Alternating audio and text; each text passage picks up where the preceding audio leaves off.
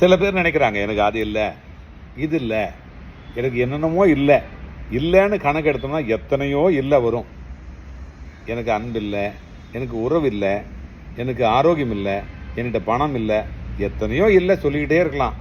ஆனால் இருக்குது அப்படிங்கிறத எடுத்தோம்னாக்கா அதை விட அதிகமாக இருக்கும். அந்த இருக்குது அப்படிங்கிற போகிற அந்த லிஸ்ட் எடுத்தோம்னா எக்கச்சக்கமாக இருக்கும்.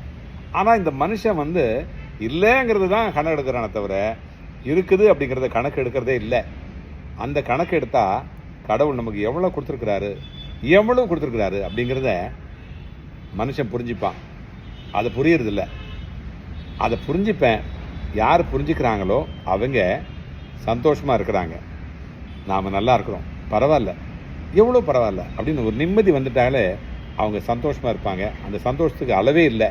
அதுதான் என்லைட்மெண்ட்டுங்கிறது. அதுதான் கடவுள் கூட இணைஞ்சு இருக்கிறது அப்படிங்கிறது.